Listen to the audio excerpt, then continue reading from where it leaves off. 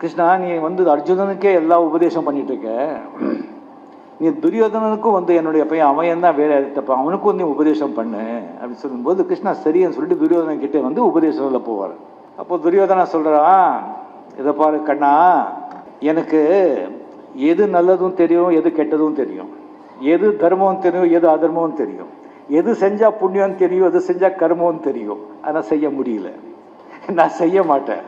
அங்கே அர்ஜுனன் சொல்லி ஒருத்தர் இருக்கான், அவன் நல்லதும் தெரியாது கெட்டதும் தெரியாது, எது செய்யணும்னு தெரியாது, எது செய்யணும்னு தெரியாது, அவங்ககிட்ட போய் நீ சொல்லு அப்படின்னு துரியோதனா.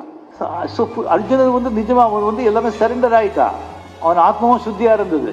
அதனால தான் கிருஷ்ணா அந்த சொன்னது எல்லாமே அவருக்கு பகவத்கீதை அவர்கிட்ட சொன்னாங்க. ஸோ ஒரு விதத்தில் நாம எல்லாரும் துரியோதனர்கள் தான். நமக்கு தெரியும் எது நல்லது செய்யணும், எது கெட்டது செய்யணும் சொல்லி, ஆனால் செய்ய மாட்டோம்.